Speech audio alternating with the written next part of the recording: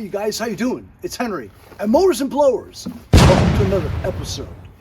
Today I'm revisiting a project that I started a little while ago, but I didn't have the correct parts to continue. So this is what looks like a pressure washer with a Honda engine on it that I got from my friend Bill Martini from Motherload 36. A little while ago I took this out, as well as another Honda GCV160 Honda pressure washer that I found on the street that belonged to my neighbor a couple of doors down. We found out that that engine was blown, and I'm probably going to either keep the parts or sell it to a subscriber who wants the parts. We tried the flywheel on that 190 GCV and tried to put it on this 160 GCV, right? And we found out that that flywheel didn't work because it wasn't the right flywheel. The flywheel that we tried was one for a pressure washer, which had like these chunks of the flywheel missing. It's designed that way because it doesn't require a brake mechanism to stop the flywheel, because it's a pressure washer. Well, we found out that this engine actually was not a pressure washer engine. It is indeed a lawnmower engine. This is made for a Troy-built TB160, and it's a 21-inch push mower engine that's mounted on an engine stand. So we can use this for one of the many decks that I have in the backyard that need an engine. However, this engine, I don't know if it runs or not because it came without a flywheel. Well, one of my subscribers sent me the flywheel for this engine today, and we're going to see if it starts up. If it starts up, we can mount it onto one of my many decks and create a lawnmower to sell in the spring. Of course, we're in the heart of winter right now, and my subscriber's name is Angel, I'm going to get this, Canigulicro. Angelica Canigulicro from Utica, New York. So she sent this to me, and hopefully it's the right flywheel. We can get this going and put it on a lawnmower deck. And here it is. That's the one we're looking for. This is rounded with continual material here, whereas the pressure washer one had chunks that came out here. So if you applied the brake, it would stop and go right into that chunk and violently stop it. And so definitely you couldn't use it. You know what I mean? It's not in the best condition, but it's better than nothing for sure. And I'm very grateful to Angel for sending it to me. I appreciate your viewership as well as your contribution to the channel. If any of you guys have parts that I need in my videos that you watch, instead of leaving it in your backyard or throwing it away, contribute to the channel. Keep the videos coming. She also sent me some stamps and her address, so I'm going to be sending her a bunch of my stickers. Sticker sales have gone way down. Nobody's buying them anymore, but I'm going to be sending Angel some stickers. If you guys would like to buy some of my stickers, go check the link in the description for my link tree. It shows all the VEVOR parts that I use in my videos, as well as my Amazon storefront, where it includes all the products that I bought off Amazon. Go check that out. I get a little bit of money for that if you use those links. And if you guys can donate a buck or two, paypal.me/mowers and blowers. Thanks a lot, Angel. Once again, I'll be sending you some stickers. So here we go. We're going to take this off. Yeah, here we go. Buck, here we go. Who is that? New quarterback in the NFL with a different cadence. Yeah, here we go.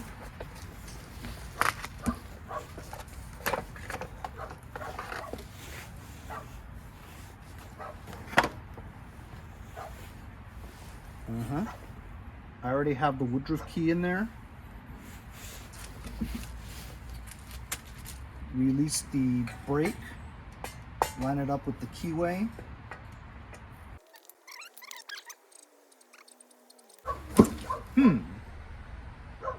Looks like we need a cup and a crank bolt, because unless this is the cup for this. No? Yes. Okay, so we just need the bolt. Gotta go get that old engine out. Here's the GCV160 pressure washer engine that has a blown connecting rod. As you can see from this kind, it's not a completely round flywheel. It has these chunks that go inside. So if you engage that brake, look where the magnet is too. The brake would go and stop it immediately because it would get caught and you wouldn't be able to move this anymore, and that would cause some catastrophic damage, which this already has. So I'm going to use that bolt. I'm going to take it out. We apparently don't need the cup because this looks like mimics the cup. We'll also have to do an air gap on this magneto because it's not properly set.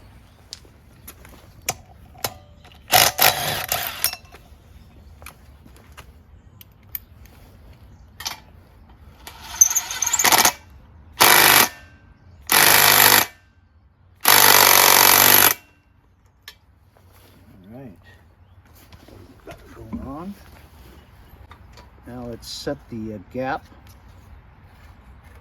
It's usually around 10/1000. You can use a feeler gauge or one of these. Your standard business card. You know, they have business cards that are plastic, you know, the new age stuff, super thin, transparent, whatever. Just a standard one, man, is about 10/1000 thickness. Let's tighten these down, 10mm. Don't do what I do. Do not use an impact to put on these bolts. But I'm familiar with my tools and its torque settings, so I know just about the right amount of clicks is about what you need. But if you're just learning, don't do that. Use a ratchet and hand tighten it. This doesn't have any threads on it, or at least anything substantial. So just to tighten it, you'd have to just use one of these, I want to call it monkey wrenches, but it's actually channel locks. Hold the card, rotate it, get your card back out, and you should have a, I feel like I can move the crankshaft. Is it possible this engine's bad? Because I can physically move the shaft. I can move it. I can see the movement of the gap just from me moving it like this. You know, this may have all been for nothing because I have a feeling there's something wrong with the crankshaft because it moves. All right, well, guess we'll figure it out when we put this together.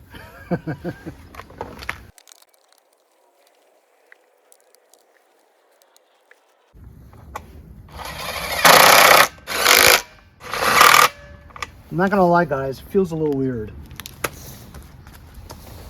So I have to hold onto this brake mechanism to get it off the flywheel. All right.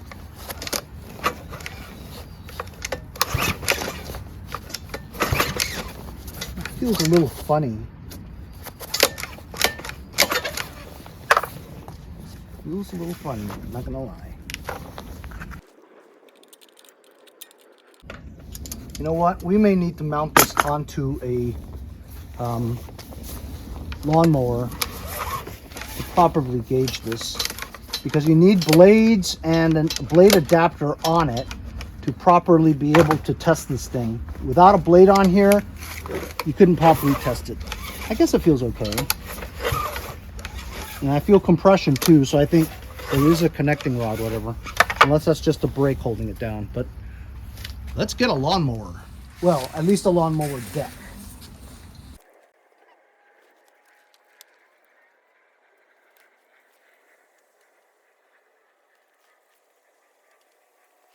Half inch, not 9/16.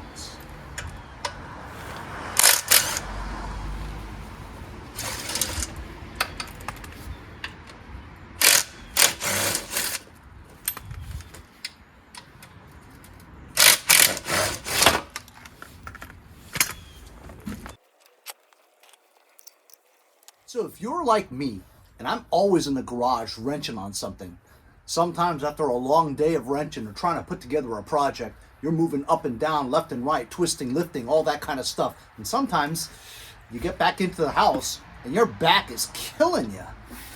That's happened to me lots of times. I got this item from UTK.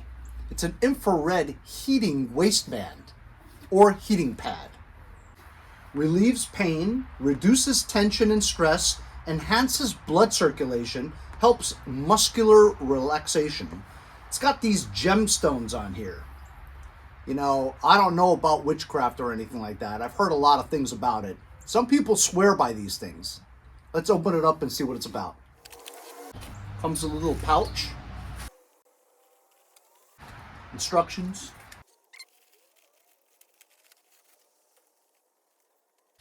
Made to fit all people of all sizes. Here are the gemstones.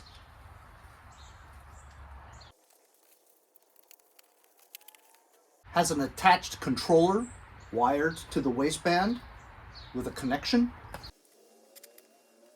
And the power cord that attaches to it.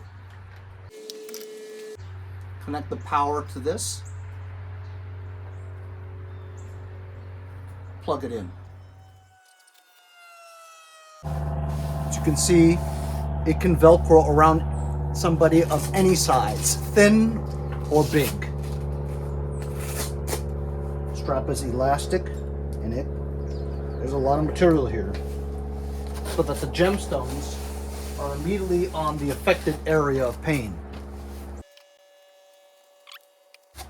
And you have the remote on and off, and then now it's at 65 degrees. You can increase the temperature. Wow, you can increase the temperature to 100 and, I mean, really high. Wow, that's gonna be really hot, huh? 159 is the highest you can set it for. So right now it's 66, it's got a long way to go. You can also set a time for how long you want it to be heating your back for. 60 minutes, 75 minutes, 90 minutes, 105, you can keep going. Up to 240 minutes. You have a memory button here where it could memorize your settings, so that next time you just have to turn it on and it'll do exactly what you did before. Made by UTK. FAR infrared heating pad. So it's been just a few minutes. It's now up to 83 degrees, so it heats up really quickly. It was at 67 when I first started. It's only been like 3 or 4 minutes. So as we speak, it's 84 now. So it's continuously rising in temperature. I set it for very high, like 129 or something like that. Anyway, this is negative ion technology, and it makes 100% sense because when you go camping and you're building a campfire, you put rocks all around it, and those rocks get heated up with the flame for a certain period of time, and it conducts heat, and it keeps the heat in the rocks, which is the reason for the gemstones on the back, right?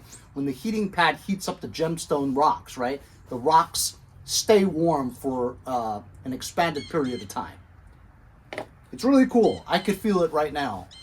Thankfully, right now, I don't have a backache, but if I have a backache, I'll be sure to use this UTK infrared gemstone heating pad. I'll leave a link in the description if you guys are interested. Now back to the video. This is the Power Smart lawnmower that I found on the street recently, sometime this summer. And it's in excellent condition, as you can see. And it had a blown Power No More engine in it. Had a blown connecting rod or something to that nature. I had since taken that engine apart and sold most of the parts, believe it, on eBay. A lot of people want to buy those parts. Why? Because the Power No More engines blow all the time, and so people need the parts to fix them. I don't know why you would spend so much money on a Power No More engine, but whatever. Different folks, different strokes. Anyway, I got a bunch of 21-inch blades out in the back shed. That's all I got. I got 4 different blade adapters. Hopefully it'll fit on the crankshaft to this Honda engine. So we'll mount this engine on here so that we can put at least a good working bail handle cable to this brake mechanism so we can properly test it without having to hold this while we pull and all that stuff, and have a base to put this on. I'm getting too old for this, I'm telling you. It's getting up, bending over, bending down. I'm gonna have a backache at the end of this.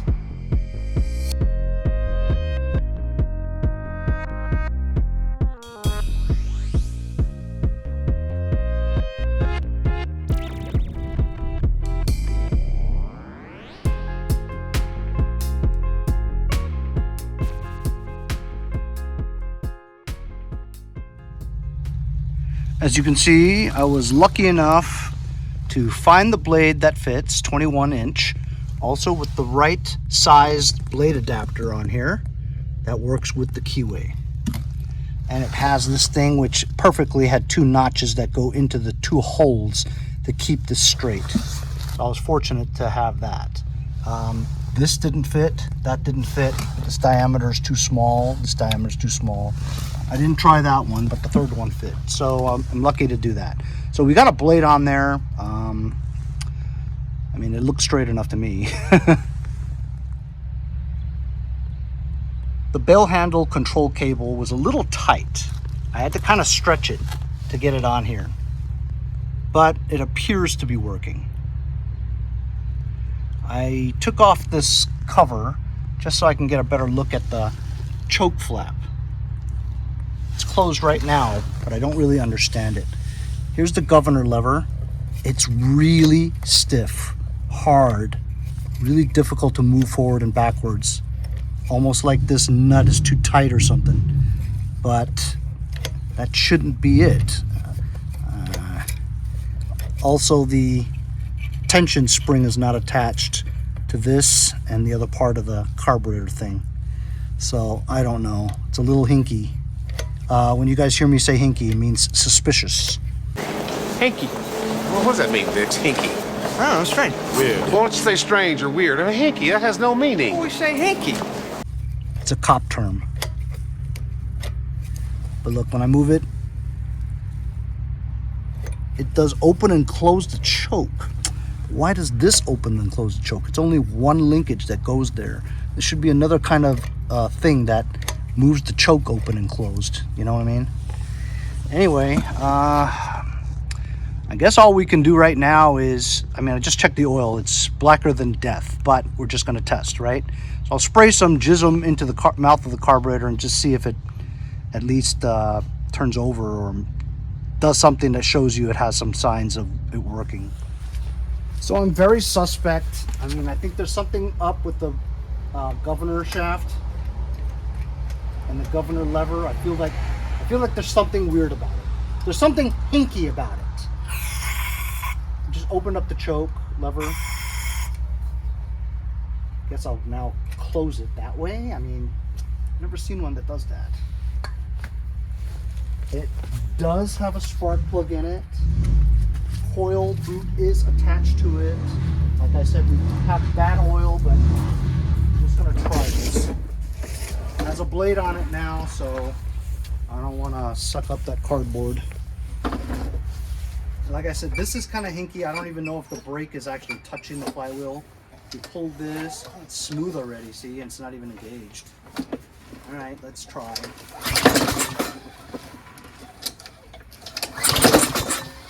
Feels funny, man. And something seems to be grinding.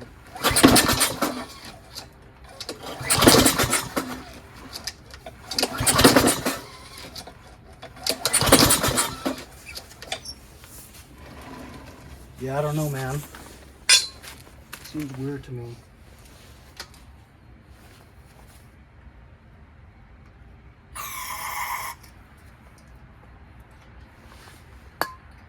That should not be the way to do it.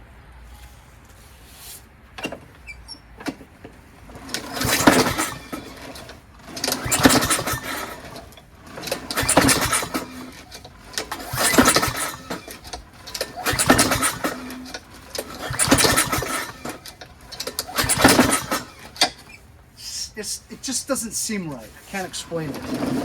The pulling of it, the mechanism, just doesn't seem right.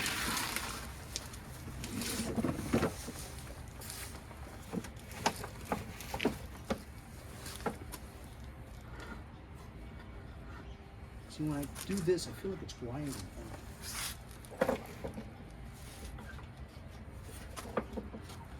You know what I'm doing here is dangerous in case it starts.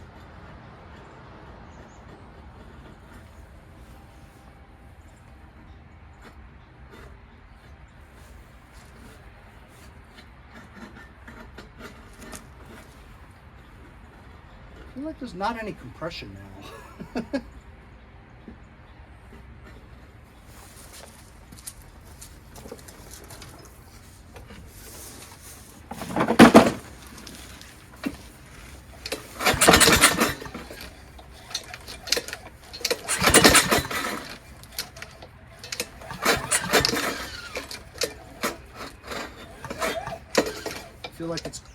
grinding on something, right?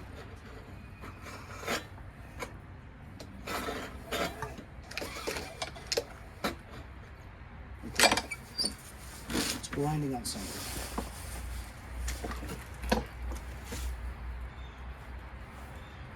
It's not touching anything, but it feels like it's grinding on something.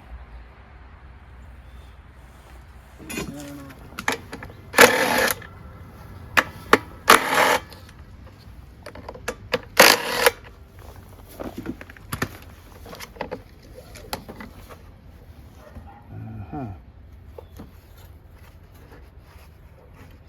I think the grinding is this part right here is kind of out of whack, and it's grinding against here. That shouldn't prevent it from starting. Yeah, right here. This part here is kind of discombobulated.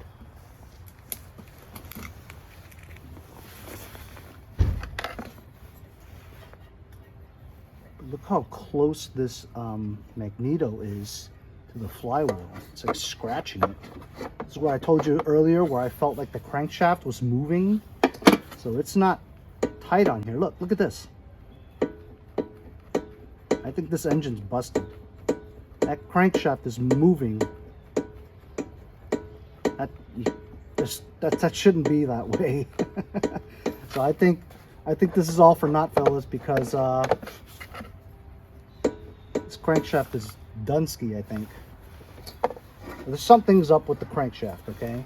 Let's take this, after I fix this, I'm gonna take the spark plug out, stick a screwdriver in, and check out if there is a connecting rod that's connected. I mean, I feel like there is compression, so I feel like that there is.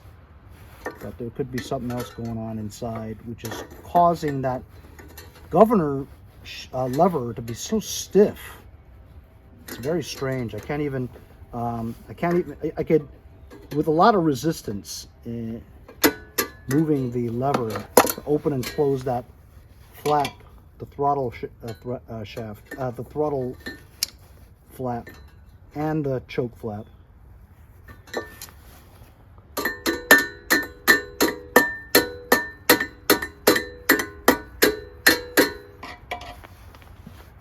There's a reason why this goes like that.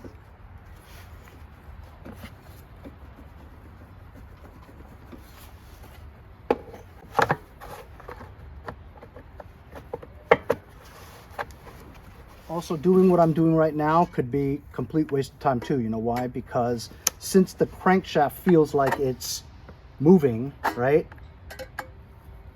No matter what I do here, since it moves, it's gonna scratch the part over here. We push this in a little bit so it doesn't touch the sides. But I don't think that's a problem. I think we should take out the spark plug.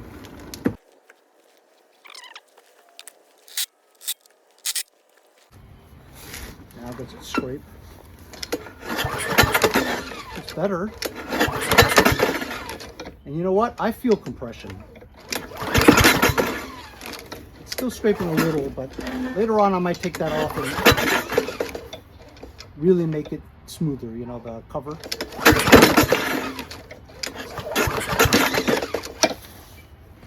It doesn't explain why the crankshaft is moving laterally. Yeah, it still scrapes even when disengaging the brake.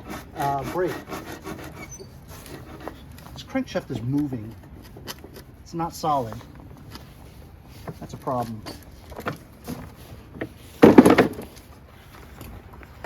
Also, I never connected the magneto kill wire onto the magneto. I never took it off, put it on. So it should have started no matter what I did. But it's not.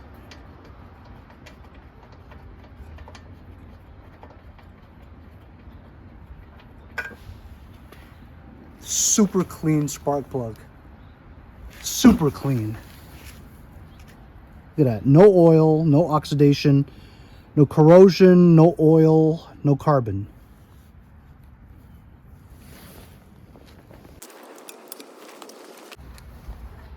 Look at that. Look. It is a good connecting rod.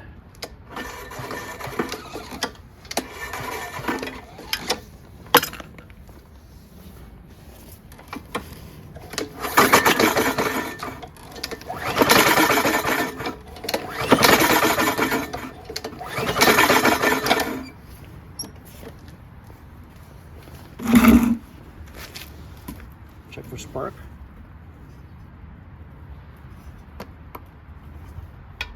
How am I going to see this? All right, I got you on a second tripod. It's pointed right at the spark. I'm going to pull it and see if there's any spark. Then I'll look at the video. I don't hear anything.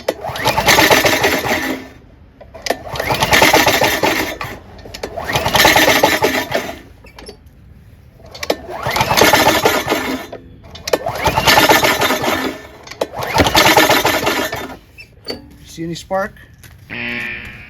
That's grounded for sure.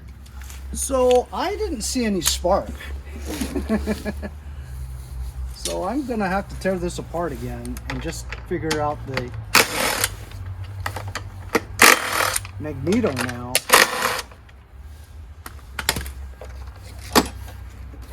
And this thing.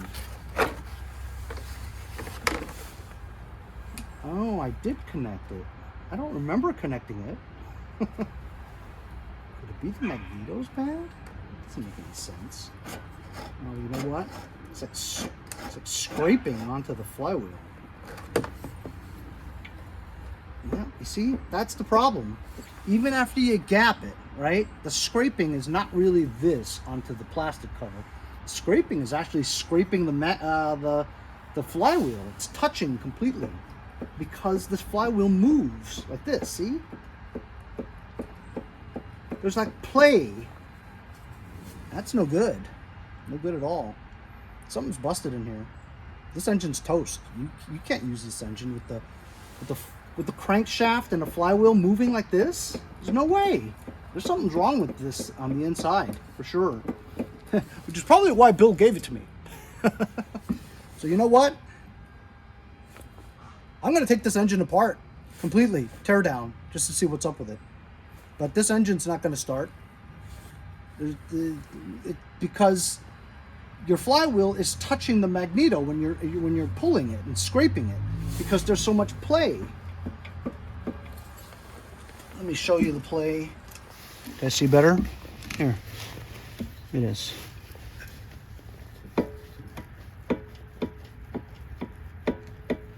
Moving it forward and backwards, the flywheel. So the crankshaft is held together basically by the connecting rod, and the top and bottom parts are held together by a crank seal. The top crank seal and the bottom crank seal. It's the only thing that holds it in place. So if those crank seals are completely shot, which doesn't show that because otherwise you would see oil dripping all over the place and super wet, which you don't see. And you know there's oil in it because I checked it and it's full of like really dark oil. So you got no oil leaks, so that rules out the crank seal. Crank seal seems to be good, but then why do you have this much play? You're not supposed to have any play because we're talking about air gaps, 10 thousandths of an inch. And this is why it won't start, is because, or getting any spark, is because you're supposed to have a gap that allows for the magnet to pass through the magneto to create that electromagnetic field. But if it's touching the whole time and scraping like that, it's not going to work. And the reason why it scrapes, because the crankshaft has play. We have no choice but to take this thing apart. I'll come back tomorrow and do that. See you guys next time on Mowers and Blowers.